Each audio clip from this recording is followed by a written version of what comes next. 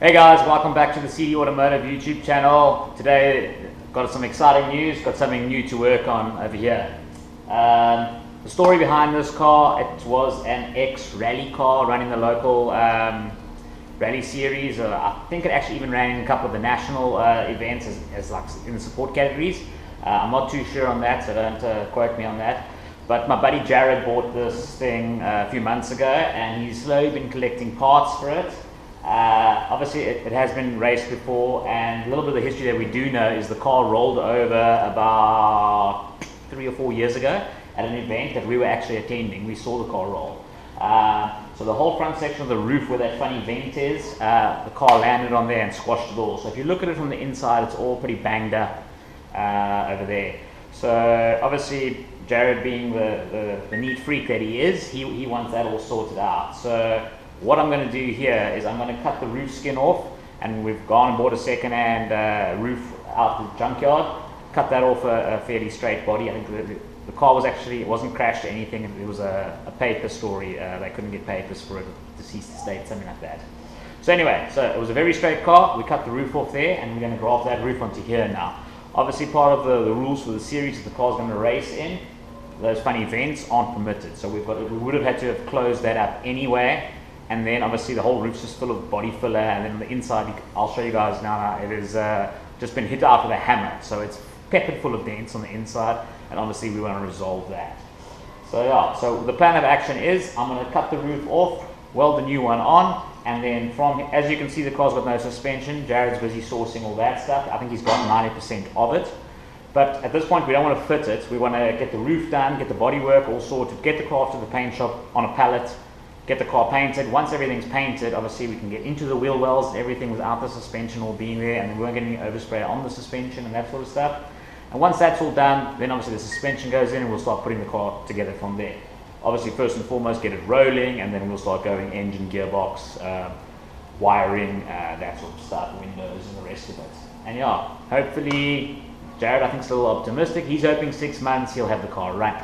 I think that's a bit optimistic. But anyway, you've got to have a goal to try achieve it. So anyhow, that's what's going to happen there. But yeah, from here on out, like I said, I'm going to take the roof off. So here goes. Okay guys, so like I said, I'm going to get cracking cutting the roof off there. Here's the replacement roof that's going to go on. So we've obviously cut off a bit extra down the sides here that we can trim back to where we need to, and then obviously weld it all on. But anyway, I'm going to get cracking there, getting the doors and all the other auxiliaries out of the way, and then hopefully have that one cut off by the end of today, and then maybe tomorrow we can start lining this one up and trimming it to fit. And hopefully in less than a week we're going to have this all sorted and on the car and ready for the paint shop. Anyway, let's get back inside and get the rest of those doors and auxiliary stuff off.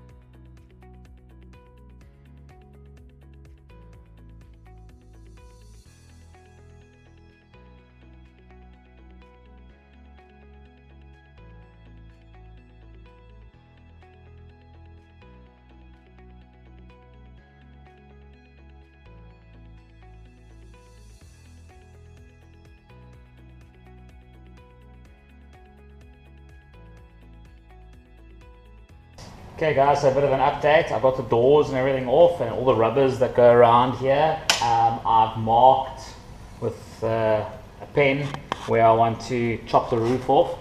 So what I'm going to do here basically is the replacement roof that you saw in the clip before is cut more or less down here, and then excuse me, this back one's cut a little bit lower here. So what I've done is I've obviously marked it as high as possible. Then I'm going to then take it off there. On this one, I'm going to take the outside skin off there, but if we go and look on the inside here, it's black though, so let's get this rubber out the way. There's a factory seam that runs up here. I don't know if you can see it because it's pretty dark in here. Let me see if I can get some light on the situation. So if you look up there, there's a spot weld there, there, and there.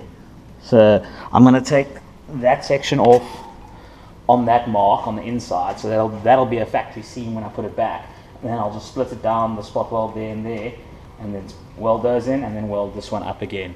So that way it'll be pretty much, because obviously this will be exposed, there's no inner paneling that's going on there, so that'll be as neat as humanly possible. And I don't really want to cut it dead through because then the structural integrity is not there. At least if I overlay it and like zigzag it down, the inner panel, the middle panel, and the outer panel, then obviously it's a lot sturdier and stronger. So that's the plan of action there. So I'm going to cut these rubbers off now that the previous owner had on to protect his helmet against the bars. And then I'm going to get this roof off. I may cut this and then just cut it through the middle to take it off in sections so that it's not so heavy.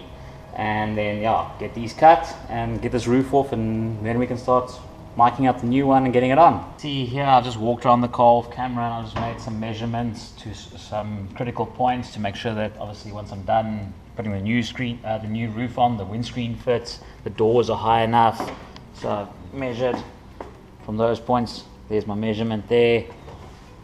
Measured from here to here, all static points. So I've written all the numbers down, everything that I need around the car.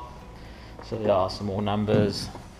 So when I put the new roof on, I can measure and make sure that I'm in the right spot. So anyway, here it goes.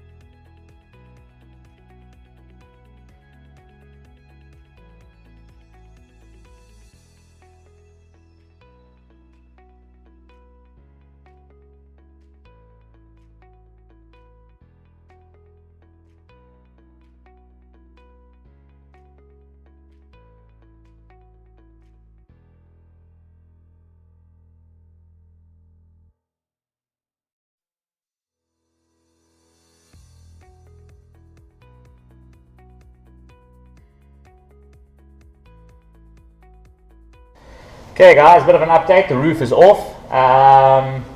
Yeah, I've sectioned this in like a 3-stage section here, and obviously to put it back on so that I'll have a weld there, some spot welds on the side, a weld there, some spot welds down, a weld there. So it should be nice and strong rather than just cutting it off like this and welding it on. This I'm obviously going to trim down as far as I can based on how much post I've got on the replacement roof. As you can see, there's quite a bit of body filler that was put on here previously.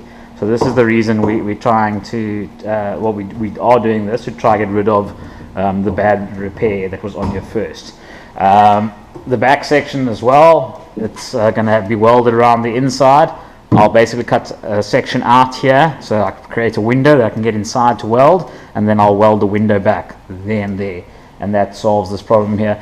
This I'll zigzag down, so I'll strip the outer section off and leave the inner, and then it'll overlap like that, and we'll have some spot welds, and then an inner weld and an outer weld. And then the other thing that I meant to show you guys a bit earlier is the damage on the roof. You can see there it is peppered full of hammer marks and welding marks up there. This whole front section here is all damaged. It's had crowbars or something shoved in there to try and get the shape back. So that was some of the reason as to why we were changing the roof. And basically this is all body filler. So it doesn't help us in the weight department. This car is going into a power to weight series. And based on the other cars of this chassis design that are running, they are on the heavier side, so it is going to run a little bit heavy for its class. And Jared is not exactly a small oak. He's over 6 foot and a little over 100 kilos. So he's going to be overweight. So obviously we're trying to make sure that the chassis is as light as possible, and all that extra fillers that we're getting rid of. So anyway, cool. That is it for today. It's a little before 6 p.m. So I'm going to head on out, and hopefully tomorrow we can get the roof. Hopefully we can get it clamped. I think if I can get it clamped by the end of the day, I think I've done well. There's going to be a lot of trimming, a lot of drilling. So if I can at least just get it on and clamped in place, and then test fit the doors, make sure everything lines up properly, because we're already having issues with the driver's door with this old roof.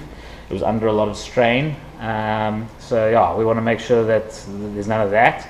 And if it's all clamped up in place and we can test fit the doors and the hatch and everything fits nicely by the end of tomorrow, then I'm happy with that. Then the next day I can come back and get to welding everything and then send it off to the paint shop to get painted. So yeah, and then once it's painted, can go down to Jared's house and he can start assembling and getting the suspension in and get it rolling, and then get down to engine and wiring and get this thing on track.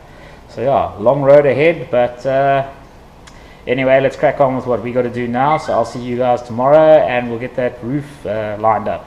What is up, guys? It's the next day here. I spent pretty much the whole day today just cutting and measuring and drilling. So at this point I've just taken the roof and popped it on the car just to see more or less where I'm at.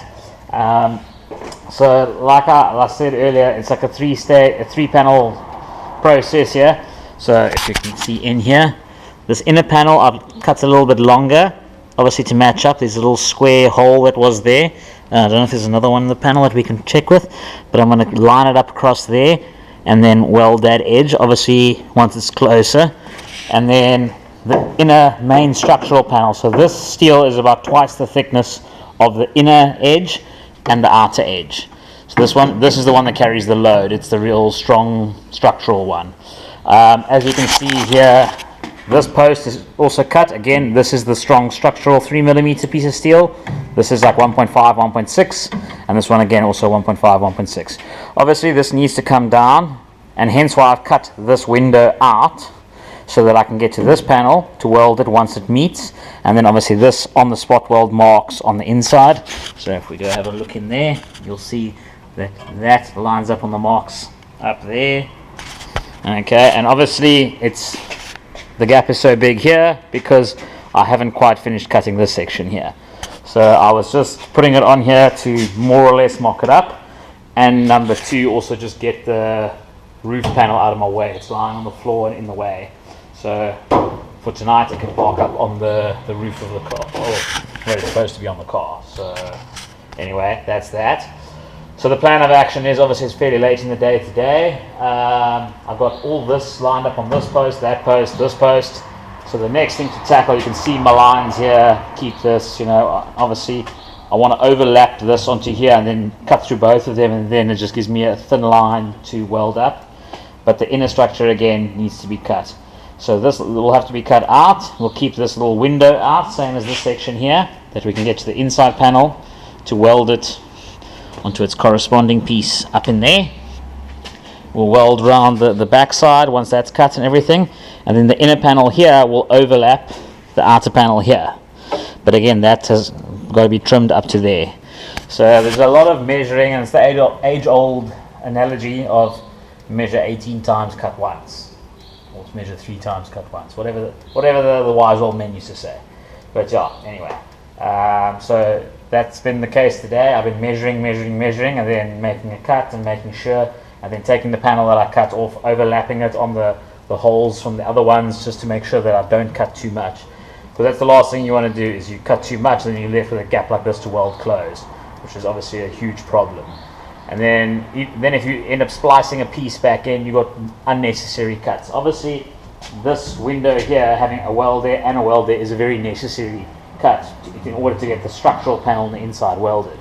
And you can't exactly leave it out, because then it looks really odd, and if you leave the inner one out, again, it looks odd because there's no inner paneling covering it, being a race car.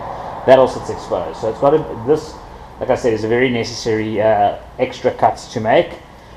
You don't really want to make any extra unnecessary cuts on this harder structural stuff, because that obviously then becomes a problem should the car land on its lid again like it has before.